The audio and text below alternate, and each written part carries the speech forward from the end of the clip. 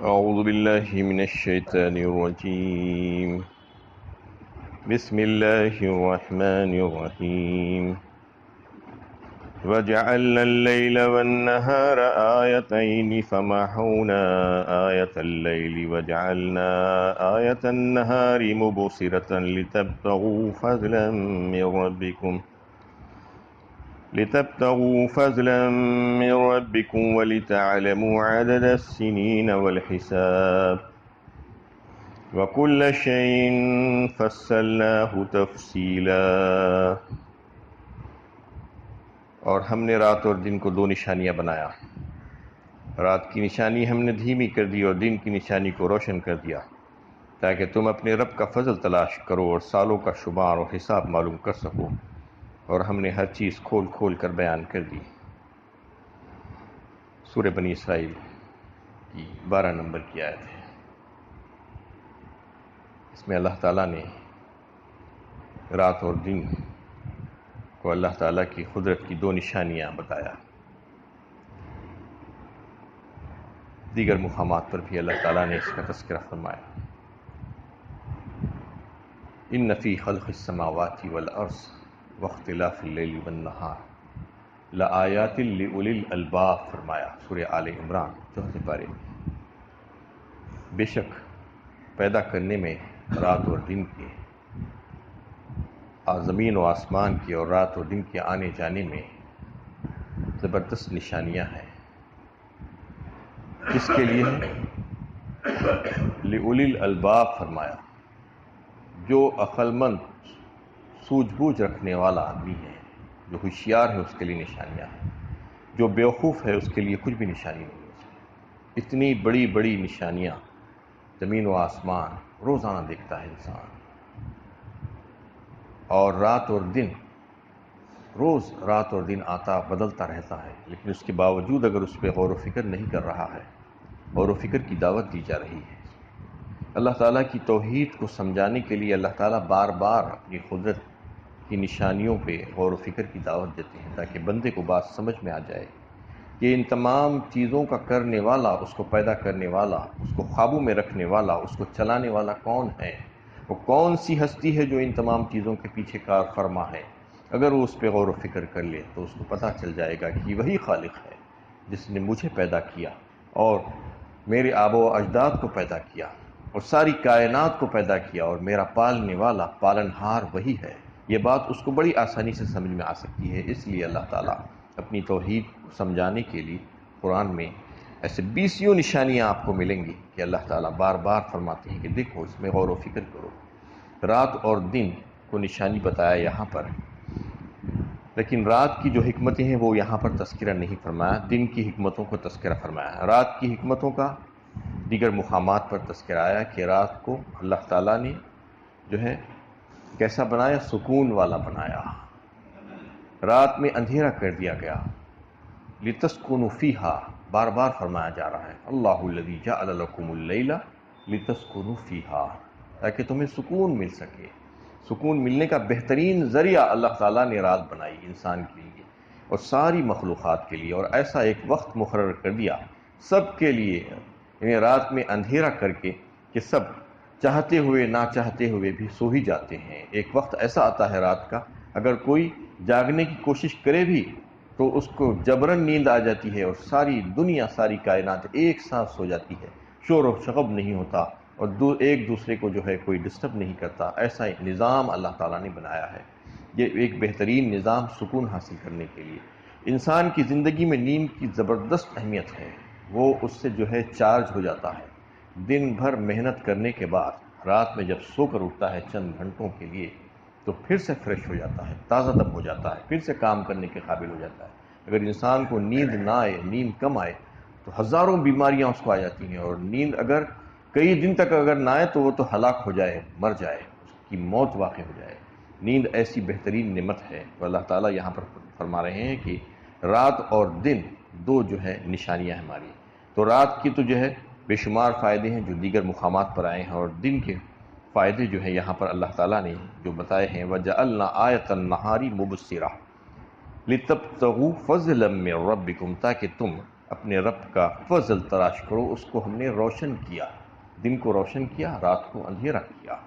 روشنی کی وجہ سے دن میں جو کام کاج ہوتے ہیں، جو کاروبار ہوتے ہیں، اس میں بے حد سہولت بخش ہو جاتا ہے وہ۔ اگر روشنی نہ ہو، اندھیرا ہو، تو کتنی روشنیاں کریں گے، کتنی لائٹ لگائیں گے، اس کے باوجود بھی جو ہے کئی ایک چیزوں پر اندھیرا ہی چھائے رہے گا۔ لیکن یہ اللہ کا فضل ہے کہ اللہ تعالیٰ سورج کی روشنی کے ذریعے سے ساری کائنات کو روشن کر دیتے ہیں، تاکہ لوگ آرام کے ساتھ چلیں پھریں، کام کاج کریں۔ ایک فائدہ اس کا یہ، اور دوسرا یہ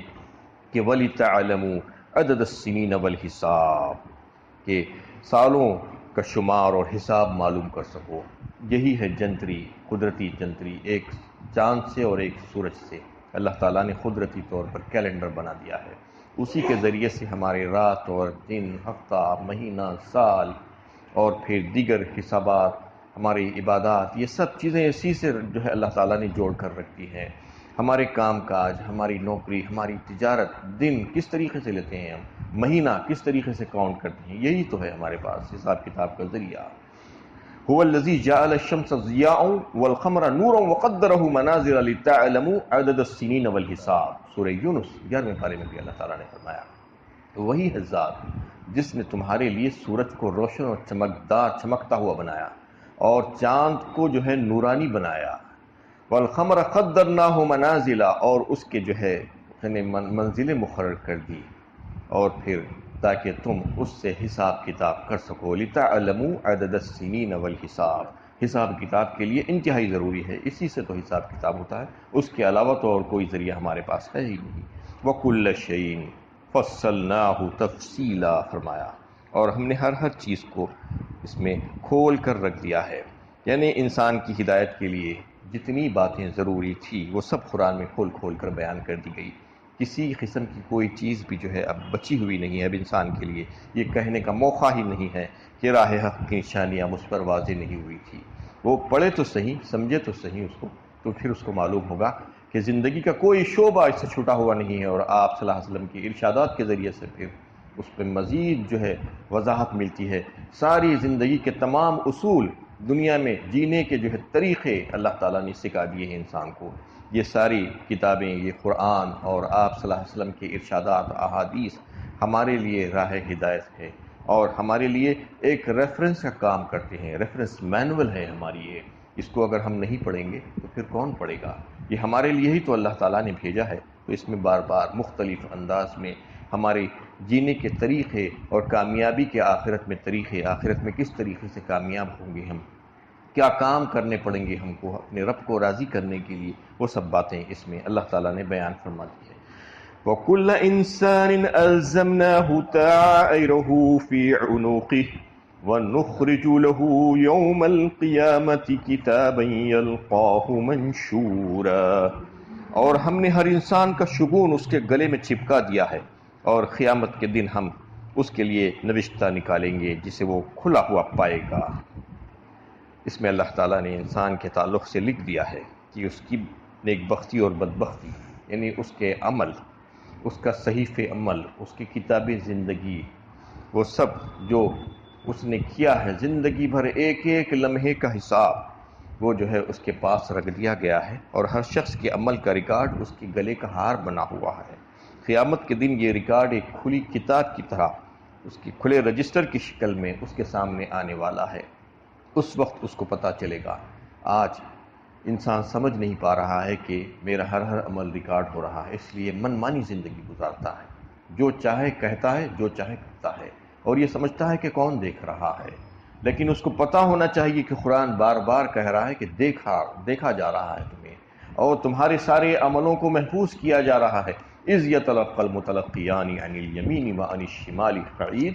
ما یلفظ من قول الا لدیہ رقیب عتید، سورہ قاف 26ویں پارے میں اللہ تعالیٰ نے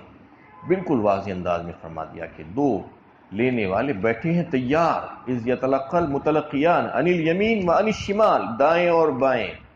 ایک لفظ بھی تمہارے منہ سے نہیں نکل پاتا، ما یلفظ من قول الا لدیہ رقیب عتید، لیکن وہ نگہبان دونوں تیار ہیں اس کو لینے کے لیے، کرامن کاتبین یعلمون ما تفعلون، دو نگران اور نگہبان فرشتوں کو اللہ تعالیٰ نے اتمام حجت کے لیے مقرر کر کے رکھ دیا ہے، وہ نیکی اور بدی تمہاری لکھتے جاتے ہیں،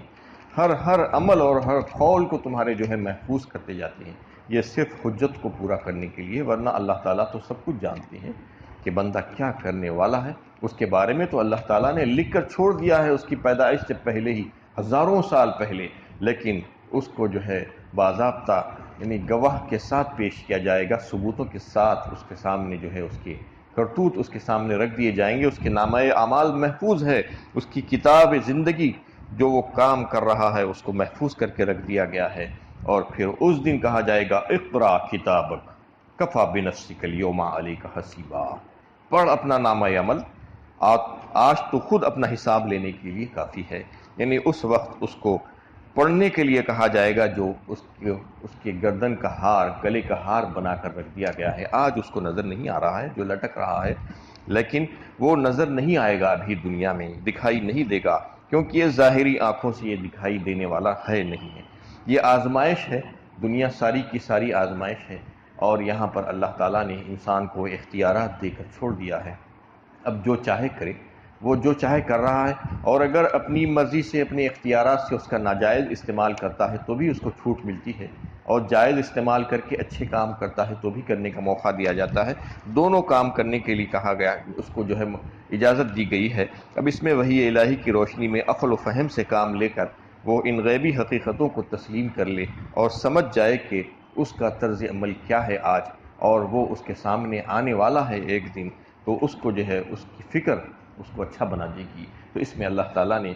بار بار قرآن میں مختلف انداز میں سمجھایا ہے کہ تم آزاد نہیں ہو، تم یہ مت سمجھو کہ تم جو چاہے کر لو گے، بلکہ تمہارے سارے کام کاج کو ریکارڈ کیا جا رہا ہے، مختلف انداز میں، مختلف صورتوں میں اللہ تعالیٰ نے نہ صرف فرشتوں کے ذریعے سے بلکہ اس کے جسم کے اعضاء کے ذریعے سے بھی اس ریکارڈ کو محفوظ کیا جا رہا ہے، اس کے کام کاج کو، اس کے جسم کا ایک ایک رواں رواں اعضاء اس کی گواہی دیں گے اس دن،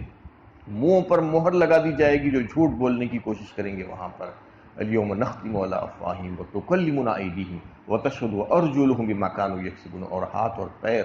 اس کے کاموں کی گواہی دیں گے اس اللہ کے سامنے، اور اس کی جلد گواہی دے گی، سورہ حامیم السجدہ میں کہا ہے کہ جلدوں سے پوچھا جائے گا تو وہ گواہی دیں گے، اور جن جن مقامات پر وہ جو کام کیا تھا اچھے یا برے وہ گواہی دیں گے، یہ ساری چیزیں اس دن اس کے لیے یا اس کے خلاف یا اس کے حق میں گواہ بن جائیں گے، ثبوت بن جائیں گے، تو اس کو ابھی سے آگاہ کیا جا رہا ہے کہ تم سمجھ لو آج سے، وَوُزِّيَ الْكِتَابَ فَتَرَى الْمُجْرِمِينَ مُشْفِقِينَ مِمَّا فِيهِ وَيَقُولُونَ يَا وَيْلَتَنَا مَا لِهَذَا الْكِتَابِ لَا يُغَادِرُ صَغِيرَةً وَلَا كَبِيرَةً إِلَّا أَحْصَاهَا وَوَجَدُوا مَا عَمِلُوا حَاضِرًا، فرمایا سورہ کہف میں 15ویں پارے میں اللہ تعالیٰ نے اسی کے تعلق سے فرمایا، جب اس کے سامنے اس کے اعمال نامہ، اس کی کتاب کھول کر رکھ دی جائے گی تو اس وقت وہ کہے گا کہ ہائے میری کمبختی، میری شامت،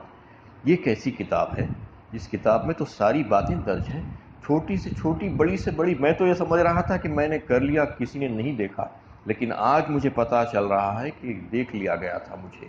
اور اس کو ریکارڈ بھی کر لیا گیا تھا، سب کچھ میں اس میں پا رہا ہوں، وَوَجَدُوا مَا عَمِلُوا حَاضِرًا وَلَا يَظْلِمُ رَبُّكَ أَحَدًا، تمہارا رب تم پر ظلم نہیں کرے گا، یہ بتا دیا گیا کہ ایک ایک ذرے کا حساب جو ہے تمہارے سے لیا جائے گا، اور تم نے جو کچھ بھی کیا ہے اسی کو درج کیا جائے گا، اس میں اس کے علاوہ کسی اور چیز کو درج نہیں کیا جائے گا، لہٰذا آج ہی تم اپنا محاسبہ کرو۔ اس کے تعلق سے حضرت عمر رضی اللہ تعالیٰ عنہ جو فرمایا کرتے تھے کہ حاسبوا قبل ان تحاسبوا، تم اپنا محاسبہ اس سے قبل کر لو کہ تمہارا محاسبہ ہو جائے، یعنی تمہارا محاسبہ کا دن تو ہے ہی، اس سے پہلے تم اپنا محاسبہ کرو، تم کو خود پتہ چل جائے گا کہ تم نے کیا کیا ہے، کیونکہ انسان وہ سارے کاموں کو اپنے قلب کے اندر محسوس کرتا ہے، جو وہ کچھ کرتا ہے برا یا اچھا، جو بھی عمل اس کو محسوس ہوتے رہتا ہے، اور اس کی یاد، اس کے شعور، اس کے تحت الشعور میں موجود ہوتی ہے، یہ اس بات کی علامت ہے اس کا کوئی عمل بے اثر اور بے نتیجہ نہیں ہے، تو وہ خود اپنا محاسبہ کر سکتا ہے، اور اس کا بہترین طریقہ یہ ہے کہ روزانہ انسان اپنا محاسبہ کرے، سونے سے پہلے اپنی عادت بنا لے، ایک کاغذ قلم لے کر لکھنا شروع کرے، 2 کالم بنائے اور اس میں لکھے کہ میں نے آج اپنے رب کی فرما برداری میں کتنے کام کیے ہیں، اور اپنے رب کی نافرمانی میں کتنے کام کیے ہیں، اس کو خود پتہ چلے گا کہ نافرمانی کے کام کتنے زیادہ کر دیے ہیں اس نے، اور فرما برداری کے کام بالکل تھوڑے سے کیے ہیں۔ اگر یہ عادت بنا لے گا تو آہستہ آہستہ وہ خود ٹھیک ہوتا جائے گا، اس کو پتہ چلتا جائے گا کہ نافرمانی سے مجھے بچنا چاہیے، کیونکہ اگر میں نافرمانی کرتا جاؤں گا تو مجھے رب کا جو ہے بہت بڑا عذاب ہے، وہ اس دن مجھے جھیلنا پڑے گا، اس کا سامنا کرنا پڑے گا۔ اس لیے وہ محاسبے میں جو ہے اپنے آپ کو اچھا کرنے کی کوشش کرے گا اور نیکیوں کی طرف راغب ہوگا، ورنہ ایسے ہی زندگی گزار لے گا تو یہ سمجھے گا کہ میں بہت اچھا ہوں۔ اس کو پتہ چلنا چاہیے کہ دن بھر کے کاموں میں صبح سے شام تک اس نے کن کن احکامات کو پورا کیا، کیا نمازوں کو ادا کیا، کیا اس نے سچ بولا، کیا اس نے حلال کمائی اور دیگر کتنے کام، کتنے احکامات اس کو ملے تھے، اس میں سے کتنوں کو پورا کیا اور کتنوں کی نافرمانی کی۔ اس کو خود پتہ چلے گا کہ کون سا کالم آگے جا رہا ہے اور کون سا کالم پیچھے ہٹ رہا ہے۔ اس میں اللہ تعالیٰ نے یہ بات اس کو واضح فرما دی کہ تمہارا نامہ اعمال تمہارے ساتھ ہی لگا ہوا ہے، اور بتایا گیا کہ نامہ اعمال جو ہے انسان کا اس کے ساتھ اس کی زندگی بھر لگا رہتا ہے، اور اس کی موت تک اس کے ساتھ رہتا ہے، اور اس کو لکھا جاتا رہتا ہے اس کے عمل کو، لیکن جب موت آ جاتی ہے تو اس کو لپیٹ کر رکھ دیا جاتا ہے۔ حدیث میں بتایا گیا ہے اب اس کا عمل کا دروازہ بند ہو گیا ہے، اس کو لپیٹ کر رکھ دیا جاتا ہے، اور پھر قیامت میں اس کو وہ نامہ اعمال، اس کی کتابیں زندگی اس کے ہاتھ میں دے دی جاتی ہے کہ یہ دیکھو تمہارے عمل یہی ہے، تم نے دنیا میں یہ کام کیے تھے، اور وہ اس کو پڑھ لے گا اس دن۔ حضرت قتادہ رضی اللہ تعالیٰ عنہ فرماتے ہیں کہ چاہے انسان پڑھا لکھا ہو یا نہ پڑھا لکھا ہو، دونوں صورتوں میں وہ پڑھنے کے قابل ہو جائے گا اس دن، اپنے نامہ اعمال کو خود پڑھ سکے گا اور اس کو جان سکے گا کہ اس نے کیا کچھ کیا تھا، اس کا دل بھی گواہی دے گا اس کی ان باتوں پر۔ اور ایک حدیث جس کی حضرت ابو امامہ رضی اللہ تعالیٰ عنہ جو ہے روایت کرتے ہیں کہ فرمایا رسول اللہ صلی اللہ علیہ وسلم نے کہ انسان اپنے نامہ اعمال کو دیکھے گا تو اس میں کچھ اپنے اچھے عمل کو نہیں پائے گا، تو سوال کرے گا کہ یا اللہ میں نے وہ فلاں فلاں عمل کیے تھے، اس میں اس کو نہیں پا رہا ہوں، تو جواب دیا جائے گا کہ تم نے وہ عمل تو کیے تھے، لیکن اس کے بالمقابل تم نے لوگوں کے حق مارے تھے، کسی کی غیبت کی تھی، کسی کو تکلیف پہنچایا تھا، اور کوئی اور دوسرا حق اس کا مار لیا تھا، تو اس کا مطلب یہ ہوگا کہ تمہاری نیکیاں اس کے اکاؤنٹ میں ڈال دی گئی ہیں۔ ایسا کبھی بھی نہیں ہونے دینا۔ انسان جو ہے نیک عمل تو بہت کرتا ہے، عام طور پر یہ ہوتا ہے کہ نیکی کے کام کرتے رہتا ہے انسان، لیکن اس کے ساتھ ساتھ ایسے کام کرتے رہتا ہے کہ اس کی نیکیاں دوسروں کو مل جا رہی ہیں بڑی آسانی کے ساتھ، لوگوں کی بلا وجہ کے غیبتیں کرتے بیٹھتا ہے، ان کی برائیاں بیان کرتے رہتا ہے، اور لوگوں کے حق مارتا ہے، ان کو تکلیف پہنچاتا ہے، گالیاں دیتا ہے، لڑتا جھگڑتا ہے۔ کئی ایک ایسے کام ہیں جو امت کا مفلس فرمایا اللہ کے نبی صلی اللہ علیہ وسلم نے ایسے شخص کو کہ بڑے نیک کام کرے گا، نیکیوں کے انبار ہوں گے اس کے پاس، جب قیامت میں محشر میں جب جائے گا اللہ کے پاس روبرو اور حاضری ہوگی، حساب و کتاب شروع ہوگا، تو پھر ایک قطار لگائے ہوئے لوگ کھڑے ہوں گے کہ اس نے میرا یہ حق مارا یا اللہ، اس نے میرا حق مارا، اور حق وصول کرنے کے لیے جو ہے مطالبہ کریں گے، اور بار بار اس کے مطالبے کو پورا کیا جائے گا، اور ایک وقت ایسا آ جائے گا کہ اس کے ساری نیکیاں ختم ہو جائیں گی، اور وہ لوگوں کے جو ہے ابھی حق باقی بچے ہوئے ہوں گے، تو ان لوگوں کے گناہ کے بوجھ اس کے سر پر لاد دیے جائیں گے، تو یہ معاملہ ہوگا۔ اس لیے بروکن پیکٹ کبھی بھی نہیں بننا، تھیلی بھری ہوئی ہے لیکن جا رہے ہیں ایک سوراخ پڑا ہوا ہے، اس میں سے نکلتے جا رہی ہیں نیکیاں، یعنی چیز ختم ہو جا رہی ہے، آپ پہنچے تک کچھ بھی خالی نہیں بچا، ایسا نہیں ہونا۔ اب کی موت تک آپ یہ دیکھیں کہ میں نے جو نیکیاں کی ہیں وہ نیکیاں برقرار رہیں اور باقی رہیں، اس کو باقی رکھنے کے لیے اللہ تعالیٰ نے اور اللہ کے نبی صلی اللہ علیہ وسلم نے جو ہمیں حکم دیا ہے وہ طریقوں کو اپنا لیں اور اس سے جو ہے ہم فائدہ اٹھائیں، ورنہ ہماری نیکیاں ضائع ہو جائیں گی اور ہم کو پتہ بھی نہیں چلے گا۔ قیامت میں جانے کے بعد ہم کو اس وقت معلوم ہوگا کہ ہماری تو نیکیاں نہیں رہی، اس میں ہم نے وہ کام کیے تھے، یہ کام کیے تھے، لیکن وہ اس میں موجود نہیں ہے، تو اس وقت معلوم ہونے سے کوئی فائدہ نہیں، حسرت اور افسوس ہوگا۔ اس لیے ان کی اور ان کے پیچھے پڑ کر، لوگوں کی برائیاں کر کے، لوگوں کی غیبتیں کر کے، لوگوں کا حق مار کے، ان سے لڑ جھگڑ کے اپنی نیکیوں کو خراب نہیں کر لینا، بلکہ اس کو محفوظ کرنا، اس کو بچا کر رکھنے کی کوشش کرنا۔ جیسا کہ نیکیاں کرنے کے لیے انسان محنت کرتا ہے، اس کو بچانے کے لیے بھی اس کو محنت کرنی چاہیے۔ اللہ تعالیٰ سے دعا ہے کہ اللہ تعالیٰ ہمیں صحیح علم و عمل کی توفیق عطا